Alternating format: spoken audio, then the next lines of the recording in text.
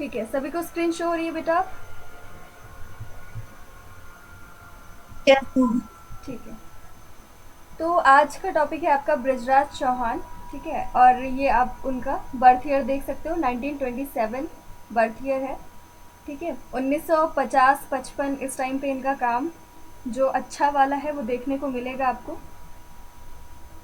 और 2009 इनका death year है। आप ब्रजराज चौहान को आपको पढ़ना बहुत ज़्यादा ज़रूरी है, क्योंकि ये लखनऊ ट्रेडिशन से जुड़े हुए हैं। लखनऊ ट्रेडिशन समझते हो? लखनऊ ट्रेडिशन समझते हो? ये जितने भी राजस्थान के स्टूडेंट्स होंगे और हमारे यूपी के, लखनऊ के, सबके लिए ब्रजराज चौहान ज़्यादा मोस्ट इम्पॉर्टेंट है। तो लखनऊ ट्रेडिशन से जुड़े हुए का मतलब क्या है?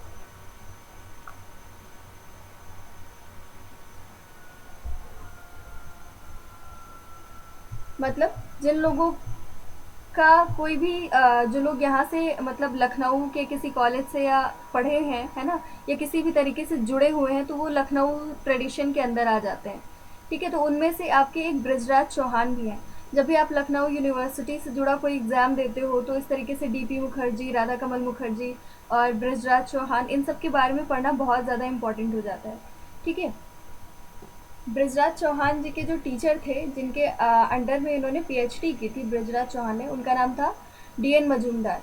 है ना, नाम सुना होगा डीएन मजूमदार, सुना है सबने? Yes ma'am. पिछले सेमेस्टर में था ना, सिलेबस में।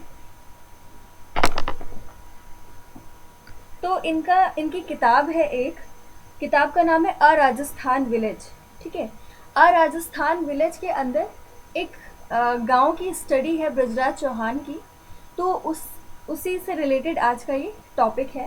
ठीक है, बुक का नाम आप मेंशन करोगे अ राजस्थान विलेज। 1955 के आसपास की बात है। रॉबर्ट रेडफील्ड का नाम आपने सुना होगा, रॉबर्ट रेडफील्ड। तो उन्होंने लिटिल कम्युनिटी ग्रेट कम्युनिटी, है ना, लिटिल ट्रेडिशन ग्रेट ट्रेडिशन, यानी कि लघु समुदाय, बृहद समुदाय, और लघु परंपरा, बृहद परंपरा, इस तरीके के उन्होंने कॉन्सेप्ट्स दिए, है ना। तो ये जो आपके रॉबर्ट रेडफील्ड थे, इन्होंने कहाँ की स्टडी की थी? मैक्सिको के एक गांव की। उन्होंने मैक्सिकन गांव की, टेपोजलान समथिंग नाम था गांव का, है ना, टोपोजलान। तो मैक्सिकन गांव था वो, वहाँ की स्टडी करी उन्होंने, किसने? रॉबर्ट रेडफील्ड ने। और उन्होंने उस गांव को बोला कि ये क्या है? लिटिल कम्युनिटी है, यानी कि एक लघु समुदाय है। ठीक है, तो उस लघु समुदाय की कुछ विशेषताएं बताई किसने? रॉबर्ट रेडफील्ड ने। और उन्होंने कहा कि कोई भी अगर गांव है ना, उन्होंने एक गांव की स्टडी की और उन्होंने उससे उसकी 4 विशेषताएं निकाल करके सामने लाई, 4 कैरेक्टरिस्टिक्स। और उन्होंने फिर क्या कहा कि अगर आप किसी भी गांव की स्टडी करते हो तो ये 4 कैरेक्टरिस्टिक्स आपको मिलेंगे ही मिलेंगे, है ना। उन्होंने क्या कर दिया? एक जनरलाइजेशन कर दिया, मतलब उन्होंने सिर्फ एक मैक्सिकन गांव की स्टडी की और उन्हें 4 विशेषताएं मिली। अब उन्होंने क्या जनरलाइजेशन निकाल करके सामने रख दिया कि आप किसी भी गांव की अगर स्टडी करते हो तो ये 4 विशेषताएं आपको मिलेंगी। ठीक है, उसी के विरोध में ब्रजराज चौहान जी आते हैं। इंडियन थिंकर है ये।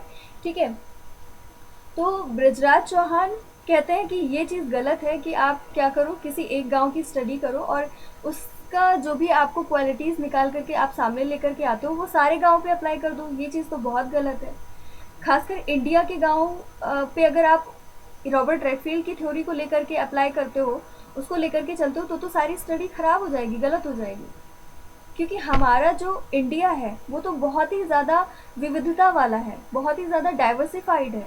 यहाँ पर आपको कुछ आप कुछ स्पेस कवर करते हो, है ना, दूसरी बोली मिल जाती है, पूरा जो आपका जियोग्राफिकल एरिया है उसको, उसमें भी डिफरेंस देखने को मिल जाता है। मतलब हमारे इंडिया इंडिया जो है, हमारा भारत देश जो है, वो हर जगह उसका हर एक कोना कोना दूसरे कोने से भिन्न है, बिल्कुल अलग है। वहाँ पे क्या रिसोर्सेज पाए जाते हैं, है ना, नेचुरल रिसोर्सेज की भी अगर हम बात करें, लैंग्वेज की बात करें, रिलीजन की बात करें, कस्टम्स, रिचुअल्स, हर एक चीज़ डिफरेंट हो जाता है।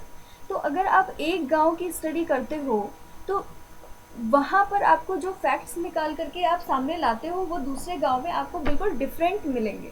तो ब्रजराज चौहान ने कहा ये तो गलत चीज़ है कि आप क्या करोगे, एक एक जगह की स्टडी करो और उसी को जनरलाइज कर दो, है ना। तो ब्रजराज चौहान जी के कहने का मतलब था कि जो गांव होते हैं उनका, उनकी एक, हर एक पर्टिकुलर गांव की एक खासियत होती है ना। जितने भी आप गांव देखोगे उसका एक इतिहास होता है कि वो गांव कैसे बसा, है ना। ब्रजराज चौहान कहते हैं या तो गांव बसाए जाते हैं या तो वो खुद ही धीरे धीरे अपने आप विकसित होते चले जाते हैं। ये दो खासियत आपको देखने को मिलेगा। तो आप ये करो अगर कि एक गांव की स्टडी कर दो, भारत के एक गांव की स्टडी कर दो और फिर कहो कि हाँ पूरे भारत देश के गांव ऐसे ही हैं, तो ये चीज़ बिल्कुल गलत है ना। ये बात समझ में आई, ये पॉइंट क्लियर हुआ आपको कि अगर एक गांव की स्टडी करते हो आप तो उसकी जो कैरेक्टरिस्टिक्स निकल करके सामने आते हैं वो इंडिया के सारे विलेजेस पे आप अप्लाई नहीं कर सकते हो। इतनी बात क्लियर हुई आपको? मेरी आवाज़ आ रही है? Yes ma'am. बहुत ही सिंपल सी चीज़ है ये। आप इंडियन सोशोलॉजी पढ़ रहे हो, इंडियन थिंकर्स ने जो काम किया है उसी को पढ़ोगे आप। एम एन श्रीनिवास ने किस विलेज पे काम किया था, किसी को याद है? श्रीनिवास ने रामपुर। गुड, रामपुरा विलेज पे उन्होंने स्टडी की थी। ठीक है, तो वहाँ की स्टडी उन्होंने स्ट्रक्चरल फंक्शनलिस्ट अप्रोच को अप्लाई करके की थी और इन्होंने भी स्ट्रक्चरल फंक्शनलिस्ट अप्रोच ही अप्लाई किया है। ठीक है, अब देखो ये स्ट्रक्चरल फंक्शनलिस्ट अप्रोच आ गई या संरचनात्मक प्रकार्यात्मक उपागम की बात हो गई। तो देखो अब इसके बारे में भी डिस्कस करना पड़ेगा। देखो जो आपके रामपुरा विलेज पे स्टडी की थी उन्होंने संरचनात्मक प्रकार्यात्मक उपागम का ही इस्तेमाल किया था। तो इसमें क्या कहते हैं कि जैसी संरचना है उसमें जैसे फंक्शन होते हैं वैसे ही होता रहता है हमेशा, है ना। जैसे हमारे, अगर मैं ये लैपटॉप यूज़ कर रही हूँ तो ये लैपटॉप के अंदर जैसे कमांड्स पड़े हुए हैं, जैसे प्रोग्राम्स इसमें इंस्टॉल्ड है, ये उसी के हिसाब से लाइफ टाइम काम करता रहेगा जैसे इसमें प्रोग्रामिंग है ना। मतलब जैसा एक गांव है उसके अंदर जैसी जो जो खासियत है वो उस हिसाब से हमेशा चलता रहता है। स्ट्रक्चरल फंक्शनिस्ट मोटे तौर पे ये कहने का काम करता है ना। मतलब चीज़ें बदलती नहीं है, जैसा है वैसा ही रहेगा। बट जो ब्रजराज चौहान है वो भी स्ट्रक्चरल फंक्शनलिस्ट अप्रोच की ही बात करते हैं, लेकिन इनका कहने का मतलब है कि जो ये संरचनात्मक प्रकार्यात्मक की बात हम करते हैं वो किसी एक टाइम पीरियड से जुड़ा होता है, समझ रहे हो। जैसे मान लो मैंने रामपुरा विलेज की स्टडी की 2010 में और हमने अप्रोच कौन सी लगाई, स्ट्रक्चरल फंक्शनलिस्ट अप्रोच लगाई, संरचनात्मक प्रकार्यात्मक उपागम लगाए, पर मैंने स्टडी कब की, 2010 में। तो अब हमें, जब मैं स्टडी करूंगी तो मैं देखूंगी कि वहाँ पे जाति व्यवस्था कैसी है, वहाँ पे धार्मिक व्यवस्था कैसी है, ठीक है, वहाँ की अर्थव्यवस्था कैसी है, ठीक है, पूरा संगठनात्मक सब कुछ मैं देखूंगी वहाँ का। और मैं बताऊंगी कि यहाँ पे ऐसे ऐसे होता है, ये रिचुअल्स फॉलो होते हैं, यहाँ पे ऐसी इतनी इतनी जातियाँ हैं, इनके बीच में रिलेशनशिप ऐसे हैं। तो वहाँ पर एक स्ट्रक्चर मुझे मिला कि यहाँ की इकोनॉमिक स्ट्रक्चर कैसा है, यहाँ का रिलीजियस स्ट्रक्चर कैसा है, यहाँ का जुडिशरी सिस्टम कैसा है, सब कुछ मुझे मिल गया। बट मैंने स्टडी कब की, 2010 में। मैंने वहाँ का स्ट्रक्चर देखा कैसा है और उसके अंदर कैसी फंक्शनिंग होती है, ये मैंने देखा, है ना। अब ये मैंने मान लो किसी किताब में लिख दिया, अब वो जिंदगी, ब्रजराज चौहान जी के कहने का मतलब है अब वो जिंदगी भर तो रहेगा नहीं। आपने स्ट्रक्चरल फंक्शंस अप्रोच लगा दी, इसका कहने का मतलब ये कतई नहीं है कि वो जिंदगी भर वैसे ही रहेगा। वो सिर्फ और सिर्फ आपके एक टाइम पीरियड से जुड़ा हुआ है, मतलब वो सिर्फ और सिर्फ 2010 से जुड़ा हुआ है, उसके आसपास के टाइम तक वो लागू रहेगा। लेकिन चीज़ें हमेशा बदलती रहती हैं, है ना। अब ब्रजराज चौहान जी का जब ये राजस्थान विलेज, अभी आप देखोगे, अभी आगे मैं चीज़ें बताऊंगी, तब आप देखोगे कि कैसे टाइम बदलता रहता है और चीज़ें बदलती रहती हैं। बट जब एक सोशोलॉजिस्ट स्टडी करने जाता है, एक समाजशास्त्री जब वहाँ पे अध्ययन करने जाता है किसी गांव का, तो वो सारी चीज़ों का स्टडी करता है और सारी चीज़ें निकाल करके सामने लाता है। बट वो इसका मतलब ये बिल्कुल नहीं होता कि चीज़ें डायनेमिक नहीं होंगी, चीज़ें हमेशा स्टैटिक रहेंगी, ये बिल्कुल भी मतलब नहीं होता है, ठीक है। तो एक तो इन्होंने ये कहा, एक तो इस चीज़ का विरोध किया इन्होंने कि स्ट्रक्चरल फंक्शनलिज्म गलत है, जैसा हम लेते हैं चीज़ों को वैसी चीज़ें नहीं हैं। ठीक है, स्ट्रक्चरल फंक्शनलिस्ट का मतलब ये बिल्कुल नहीं कि चीज़ें हमेशा एक जैसी रहेंगी, है ना। जब तक आप स्टडी करते हो वो उस टाइम पीरियड से जुड़ा होता है। और एक चीज़ इन्होंने ये कही कि जो आपके गांव होते हैं वो गांव सारे गांव अलग अलग होते हैं, सारे गांव की अपनी अलग अलग खासियत होती है। ठीक है, एक तो चीज़ ये हो गई, दो चीज़ें हो गई, है ना, कि सारे गांव मैच नहीं होते। आप एक गांव की कैरेक्टरिस्टिक्स निकाल करके लाओगे तो सारे गांव पे वो अप्लाई नहीं हो सकते। ठीक है, ये दो चीज़ें हो गई। इसके अलावा वो एक और चीज़ इंपॉर्टेंट जो चीज़ें आपको दिमाग में रखनी है आपके ब्रजराज चौहान जी के बारे में, कि वो कहते हैं कि आप जब भी किसी गाँव की स्टडी करने जाते हो तो वहाँ पर जैसा जो हो रहा है सब कुछ आप देखते हो और चीज़ें बस नोट डाउन कर लेते हो तो इससे काम नहीं चलेगा। वो उस गांव के अगर रियलिटी को आप समझना चाहते हो तो उस गांव के आपको इतिहास को समझना ज़रूरी है। समझ गए? जिस भी गांव की स्टडी आप कर रहे हो उस गांव की हिस्ट्री को समझना बहुत ज़्यादा ज़रूरी है। हिस्ट्री को समझे बिना आप गांव को नहीं समझ सकते हो। तो ये सारी कुछ बातें हैं जिनको ध्यान में रखना है। अब हम लोग बढ़ते हैं राजस्थान विलेज की ओर। ठीक है,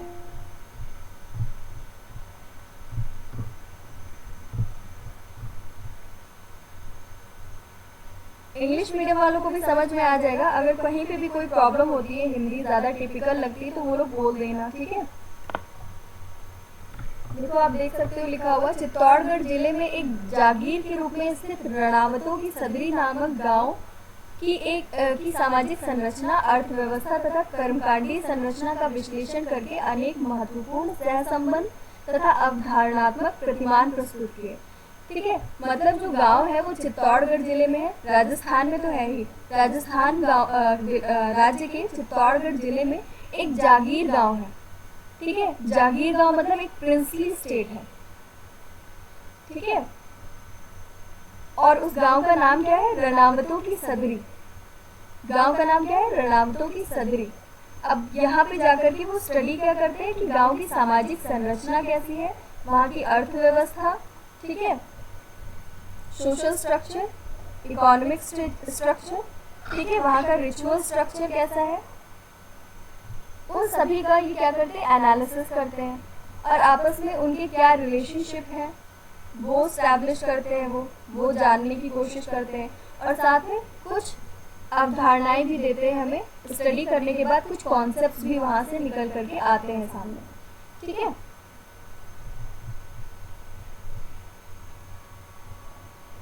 हिंदी में किताब का नाम आप लिख सकते हो राजस्थान का एक गांव। ठीक है, राजस्थान विलेज, ये पढ़ लीजिए। प्रोफेसर चौहान के शब्दों में, इस अध्ययन का उद्देश्य विवेचनात्मक स्तर पर राजस्थान के एक ग्रामीण समुदाय की प्रकृति को संपूर्णतावादी आधार पर स्पष्ट करना तथा विश्लेषणात्मक स्तर पर यह देखना कि रॉबर्ट रेडफील्ड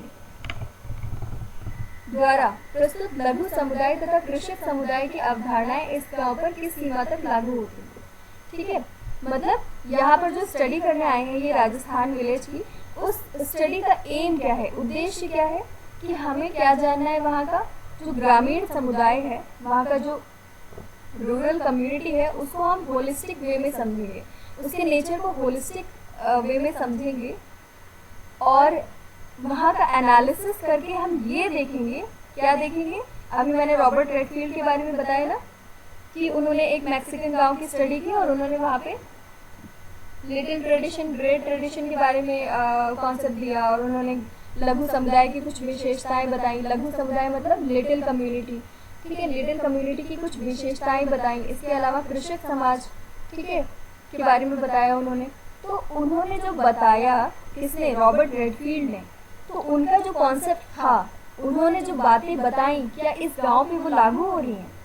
मतलब एक तरीके से वो चेक करने जा रहे हैं कि क्या रॉबर्ट रेडफील्ड ने जो बताया वो सही है। रॉबर्ट रेडफील्ड ने तो भाई बता दिया कि एक गांव की स्टडी करो और एक गांव का मतलब है वो एक छोटी सी कम्युनिटी है और एक छोटी सी कम्युनिटी की ये 4 खासियत होती हैं। ठीक है, इस तरीके से बता दिया। अब इस बात को ये नकारना चाहते हैं, है ना, कौन? चौहान जी। नकारना चाहते हैं कि आप ये चीज़ गलत कह रहे हो। हर एक गांव की अपना एक इतिहास होता है और वो इतिहास के सहारे आगे बढ़ता है और उसकी अलग खासियत होती है, उसकी अलग पहचान होती है। तो अब वो भी राजस्थान विलेज पे चेक करेंगे, ठीक है। रॉबर्ट रेडफील्ड ने लघु समुदाय की अवधारणा को स्पष्ट करने के लिए 4 विशेषताओं का उल्लेख किया। रॉबर्ट रेडफील्ड ने जो अपनी लिटिल कम्युनिटी के बारे में बताया कॉन्सेप्ट, उसके इन्होंने कहा कि 4 विशेषताएं हैं। लिटिल कम्युनिटी का मतलब समझ रहे हो ना, क्या होता है लिटिल कम्युनिटी का? एग्जाम्पल दो, कौन बताएगा?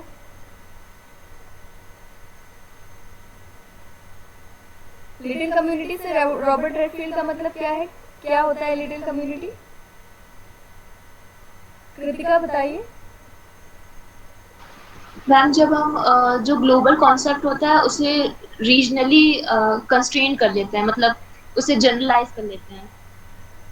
देखो, इन्होंने मैक्सिको के एक गांव की स्टडी की और उस गांव को कह दिया कि गांव की कुछ खासियत इन्होंने निकाली और गांव को कह दिया कि ये लिटिल कम्युनिटी है, क्योंकि गांव छोटा सा था, गांव की कुछ खासियत थी। और उन्होंने क्या कहा, मैक्सिको का एक गांव की स्टडी कर दी और उन्होंने कहा कि गांव एक लिटिल कम्युनिटी होता है। अब उनके कहने का मतलब है एक मैक्सिकन गांव की स्टडी की। अब इनके कहने का मतलब ये हो गया हर एक गांव क्या होता है, लघु समुदाय होता है। कॉन्सेप्ट आ गया लघु समुदाय का, समझ रहे हो? लघु समुदाय का एग्जाम्पल होगा कोई भी गांव, सिंपल सा है, बिल्कुल भी उलझो मत इसमें, सिंपल सा कॉन्सेप्ट है। रॉबर्ट रेडफील्ड ने लघु समुदाय का कॉन्सेप्ट कहाँ से निकाला? मैक्सिकन गांव की स्टडी से निकाला। समझ में आया सभी को?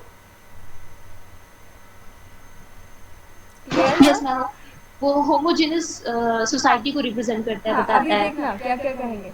देखो, लघु समुदाय के बारे में क्लियर रखो, इसमें कुछ ऐसा नहीं है। लघु समुदाय का मतलब है उन्होंने मैक्सिकन गांव की स्टडी करके ये कॉन्सेप्ट निकाला लिटिल कम्युनिटी का, यानी कि लघु समुदाय का, ठीक है।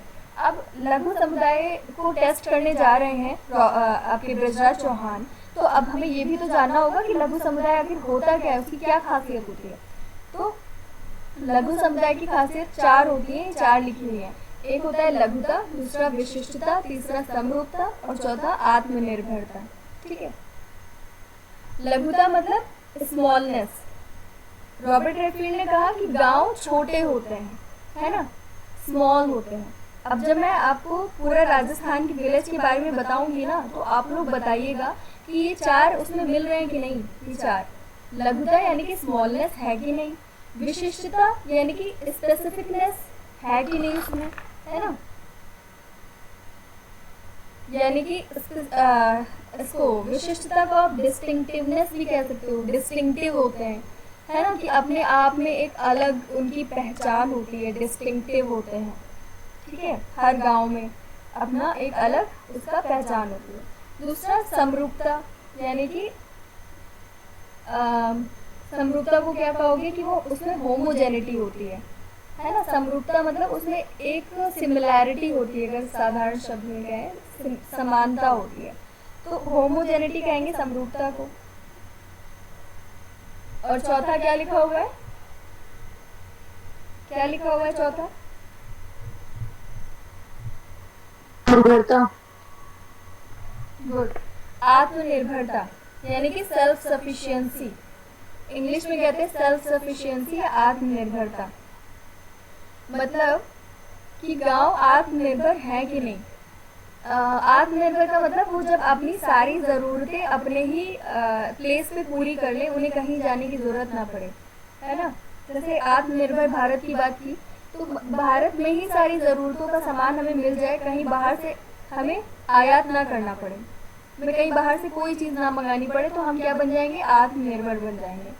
आपसे कहा जाता है कि आप आत्मनिर्भर बनो, मतलब आपको किसी और से ज़रूरत जब आपको पड़े तो किसी और के ऊपर डिपेंड रहने की ज़रूरत ना पड़े, है ना। सिंपल सी चीज़ है सेल्फ सफिशिएंसी। मतलब जब एक गांव की सारी ज़रूरतें उसी गांव में पूरी हो जाएं, तो मतलब गांव सेल्फ सफिशिएंट है, गांव आत्मनिर्भर है, ठीक है।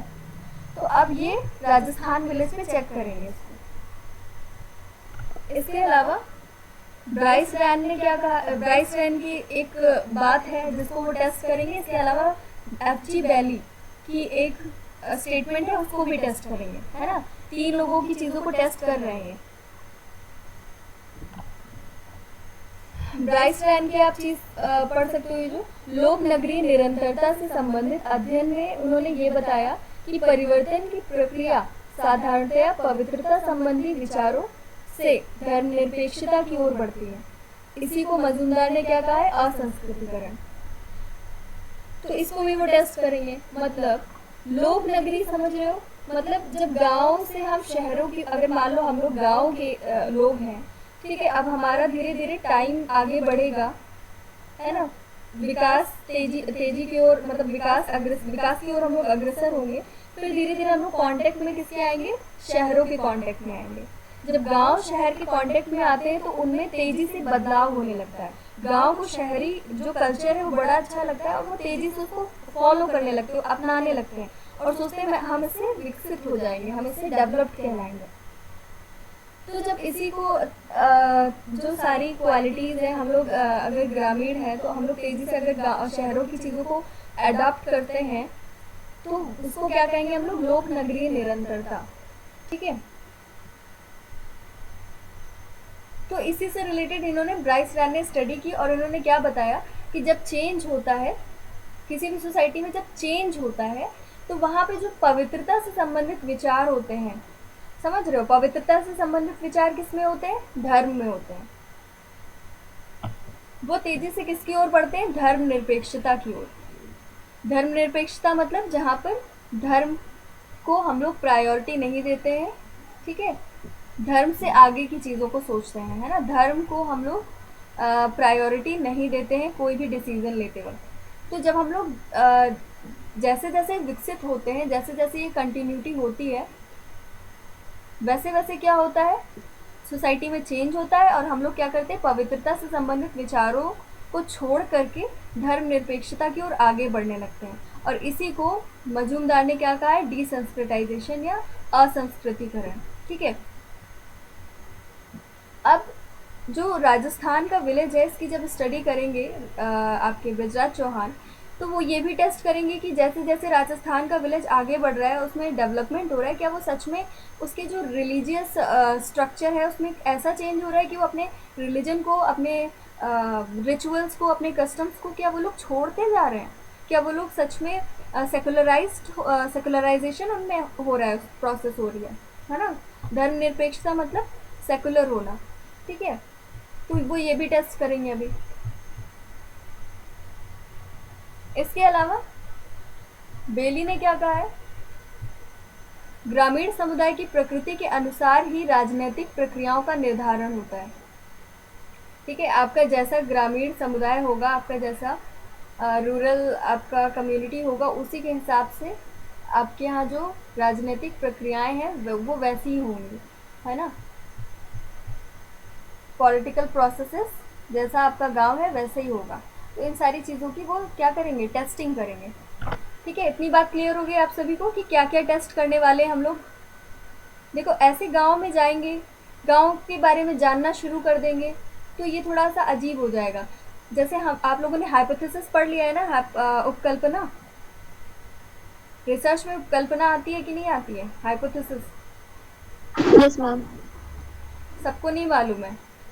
सभी सभी लोग बोलो, किसको किसको मालूम है? हाइपोथेसिस बनाते हैं ना जब भी हम लोग कोई रिसर्च करने जाते हैं, तो ये सब रिसर्च ही तो पढ़ रहे हो, रिसर्च के ही तो सब एग्जाम्पल्स हैं ये आपके। तो जो आप लोग, ये जो आप लोगों ने अभी तक ये रॉबर्ट रेडफील्ड, एफ.जी. बेली, ब्राइस रैन, इन सब के बारे में जो पढ़ा, ये सब इनके कॉन्सेप्ट्स हैं। अब इन सब ने, ये ब्राइस रैन ने, बेली ने और ये रॉबर्ट रेडफील्ड ने, सब ने स्टडी कर चुकी है अपनी, इस स्टडी करके अपने कॉन्सेप्ट्स निकाल लाए हैं। अब इन कॉन्सेप्ट्स को, ये कॉन्सेप्ट वाकई में सही निकाले हैं इन्होंने कि नहीं सही निकाले हैं, उसकी स्टडी करेंगे ये। कौन कौन स्टडी करेगा?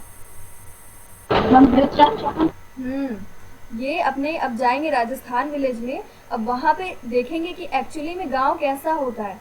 इनके कहने का मतलब है, अब मैं सही से स्टडी करूँगा, है ना, मैं देखूंगा कि क्या इन लोगों ने सही कहा है, क्या सच में ये 4 विशेषताएं होती हैं एक लिटिल कम्युनिटी में।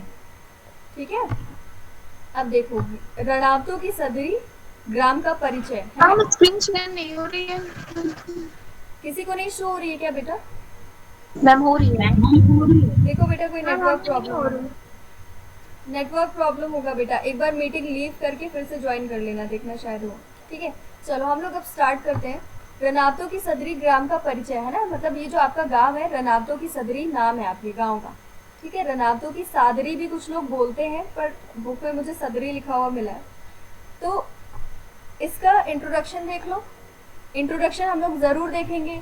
क्यों देखेंगे? क्योंकि हमने अभी अभी जाना कि जो ब्रजराज चौहान जी हैं ये कहते हैं किसी भी गाँव का अगर आप रियलिटी जानना चाहते हो तो उसके इतिहास में तो आपको जाना ही पड़ेगा। ठीक है, चित्तौड़गढ़ जिले के तहसील कपसन के अंतर्गत एक मध्यम आकार वाला गांव है ना। साइज क्या है इसका? मीडियम है।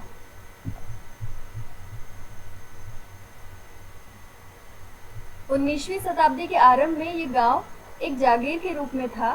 ठीक है, ये एक प्रिंसली स्टेट था।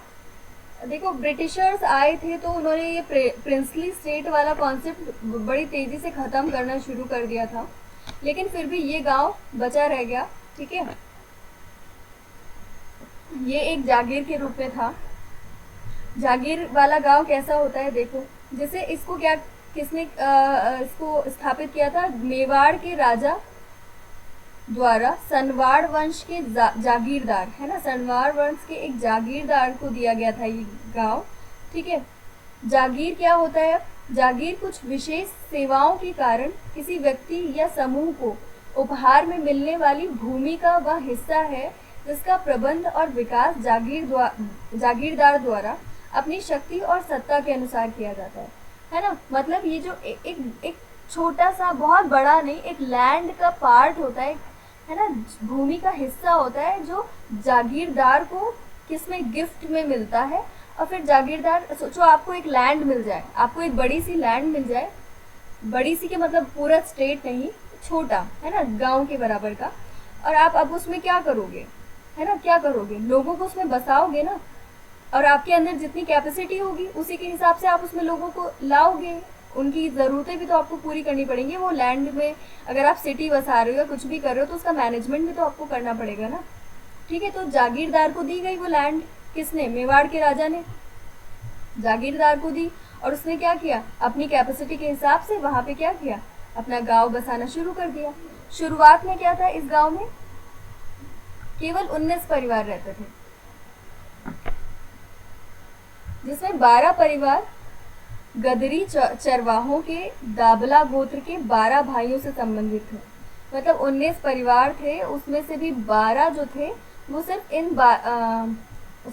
12 थे, वो 12 भाई थे आपस में, है ना। और बाकी जो 4 बचे उसमें से भील थे, उसमें वो भील लोगों के मोथेस गोत्र से संबंधित थे। ठीक है, और फिर बाकी एक एक परिवार जो बचा वो जाट, खरोल और कुम्हार जाति का था, है ना। वो कहना ये चाहते हैं, ये उन्होंने क्यों बताया?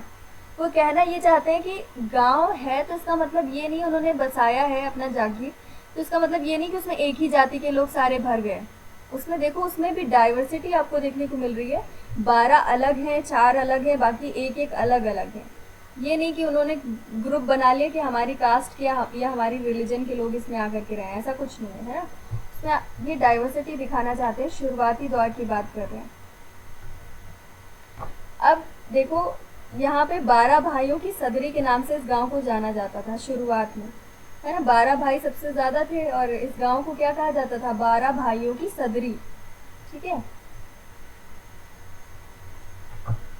फिर ये गांव था, धीरे धीरे यहाँ पे क्या हुआ?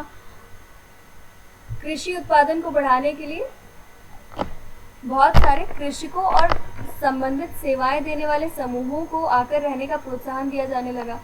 अब यहाँ पे लोग रह रहे हैं, ठीक है, तो अपनी वो सारी ज़रूरतें आपस में तो पूरी नहीं कर पाएंगे, है ना। मान लो उन्हें नाई की ज़रूरत है, मान लो उन्हें घड़े की ज़रूरत है, तो कुम्हार चाहिए। तो इस तरीके से जो भी उनकी ज़रूरतें थी, और किसी को कृषि बहुत अच्छी आती है तो यहाँ पे कृषकों की भी ज़रूरत थी। तो अनाज पैदा होगा, तो अनाज जब पैदा होगा तो सारे लोग खाएंगे, है ना। ऐसे तो अनाज ही नहीं पैदा कर पा रहे तो कैसे रहेंगे उस प्लेस पे। तो इस तरीके से मतलब शुरुआत में और लोगों को यहाँ पे आकर के रहने का प्रोत्साहन दिया गया, है ना। एकदम शुरुआत में देखो सिर्फ इतने लोग रह रहे हैं, है ना, 19 परिवार, और उसमें से भी ये सारे लोग। फिर धीरे धीरे क्या हुआ वो बता रहे, टाइम बीता और उसमें धीरे धीरे क्या हुआ, कृषि उत्पादन को बढ़ाने के लिए और अन्य सेवाओं को, बहुत सारी अदर्स जो सर्विसेज हैं उनको से वो वाली सर्विसेज देने वाले ग्रुप्स को बोला गया कि आप यहाँ पे आकर के रहिए। ठीक है, इस आधार पर चौहान जी ने रणावत की सदरी के विकास को 3 अवस्थाओं के आधार पर स्पष्ट किया है ना। अब देखो, शुरुआत में तो 19 परिवार थे, फिर धीरे धीरे चौहान जी ने इस पर स्टडी की और उन्होंने पाया कि अगर हम इसके डेवलपमेंट को पढ़ना चाहते हैं इस विलेज के, तो हमें इसको 3 पार्ट्स में डिवाइड करना होगा। एक जो प्रारंभिक स्तर का जो विकास था, ठीक है, और दूसरा क्या है,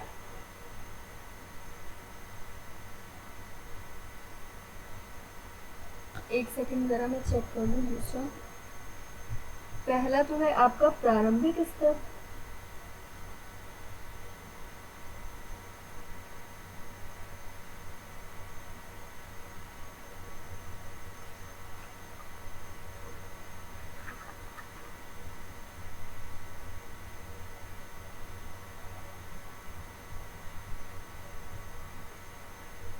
ठीक है, पहला प्रारंभिक स्तर था।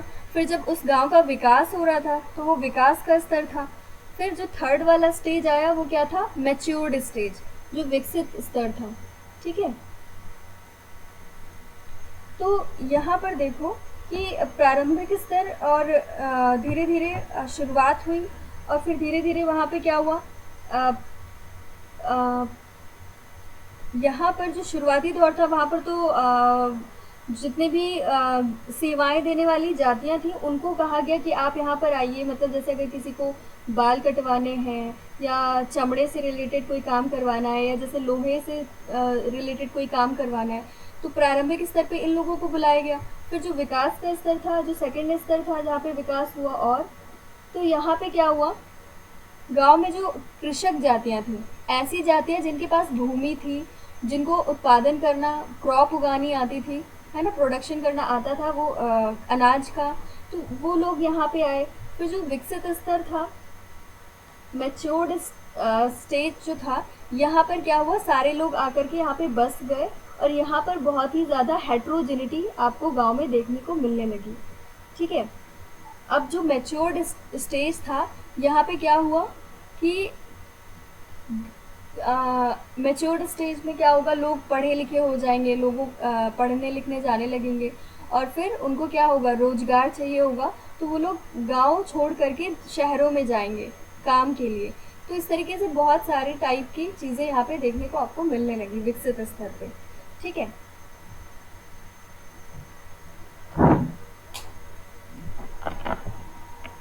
फिर आता है आपका नेक्स्ट पॉइंट जो आपको ध्यान रखना है। गांव के पास फतेह नगर है एक, जहाँ पे लोग क्या करते हैं, अपनी प्रमुख आवश्यकताओं को पूरा करने के लिए जाते रहते हैं। ठीक है,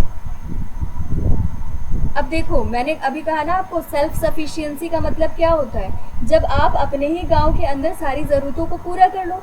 अब यहाँ पे आपको एक पॉइंट पढ़ने को क्या मिल रहा है कि गांव के पास फतेह नगर में वो लोग जा रहे हैं अपनी ज़रूरतों को पूरा करने के लिए, मतलब गांव के अंदर उनकी ज़रूरतें पूरी नहीं हो रही हैं। ये बी.आर. चौहान ने कहा है। गांव के ज़्यादातर लोग चिकित्सा, उच्च शिक्षा, रोजगार के लिए उदयपुर जाते हैं। उदयपुर भी जाते हैं भाई इन सारी ज़रूरतों को पूरा करने के लिए। चौहान जी ने भौतिक बनावट के अंतर्गत फिजिकल अपीयरेंस की अगर हम बात करें गांव की, तो उसमें उन्होंने घर की बनावट का भी स्टडी किया। और घर की मतलब जैसे आप किसी गांव घूमने जाओ तो वहाँ पर कोई घर कैसा बना है, कोई घर कैसा बना है, अगर कुछ घरों में डिफरेंस आपको देखने को मिल रहा है, तो बी.आर. चौहान जी कहते हैं कि आप घर को देख करके भी काफ़ी चीज़ों का अंदाज़ा लगा सकते हो कि अगर ऐसा घर बना हुआ है तो वो किस जाति का होगा और वो क्या काम करता होगा, उसका ऑक्यूपेशन क्या होगा, नेचर ऑफ ऑक्यूपेशन भी जान सकते हो आप। तो इस तरीके से उन्होंने घर की भौतिक बनावट, मतलब गांव के भौतिक बनावट की भी स्टडी की। ठीक है, इसके अंतर्गत उन्होंने घरों की बनावट की बात करी। ठीक है,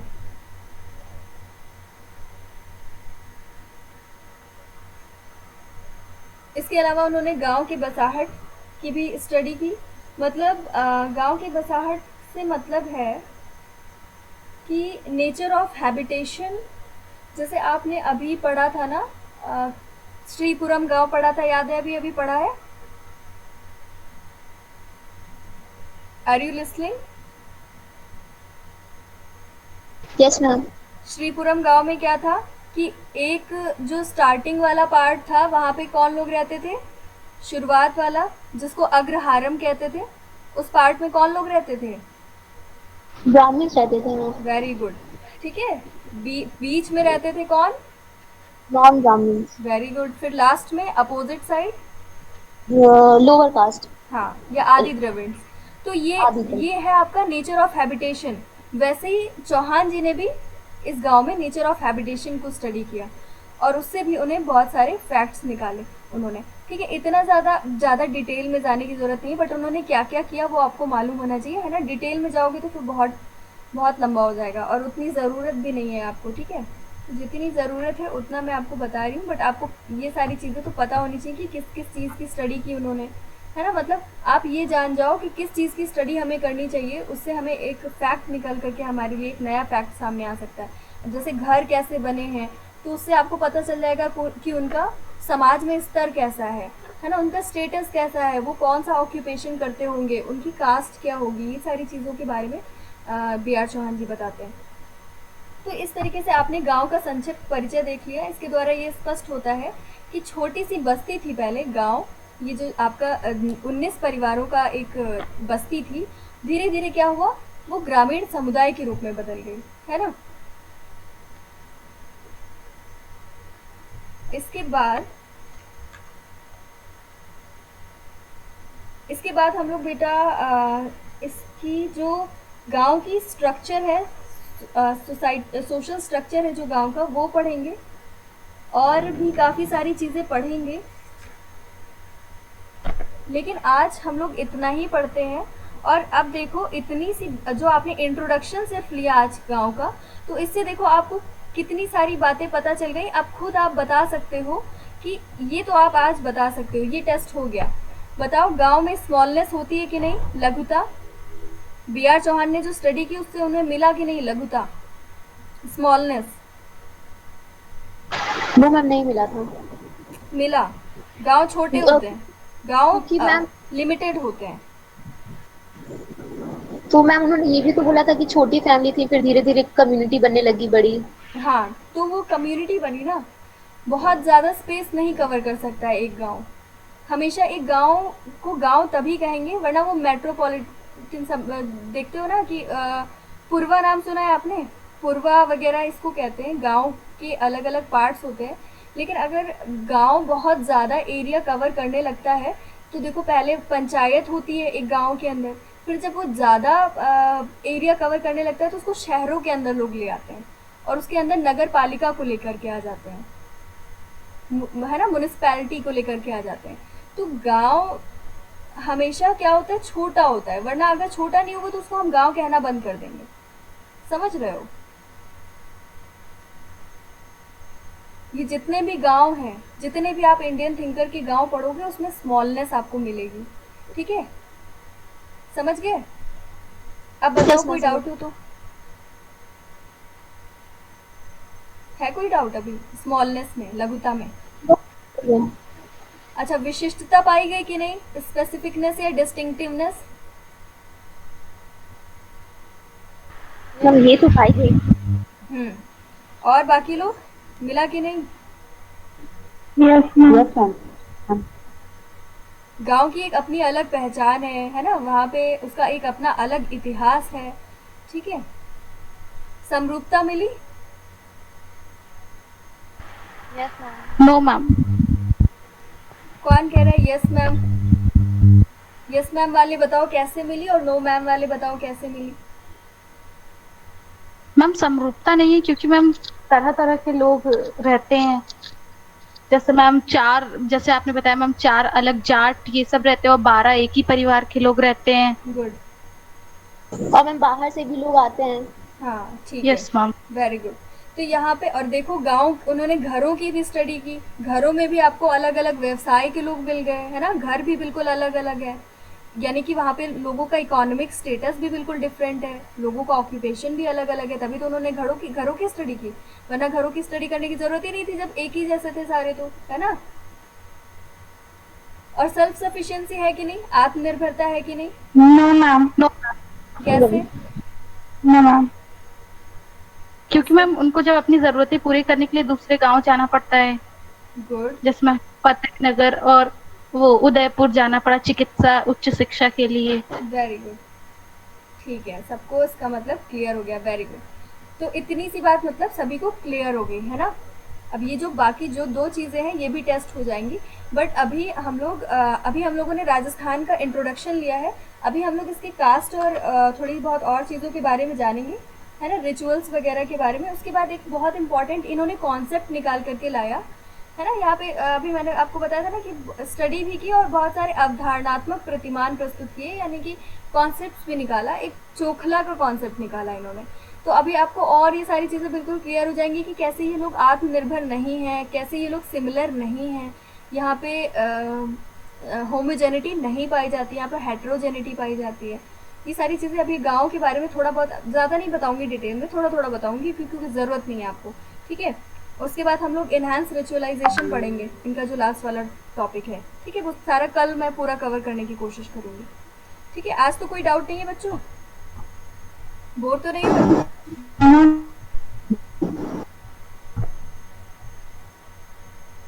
मैम प्लीज ये PDF सेंड कर दीजिएगा ग्रुप पर।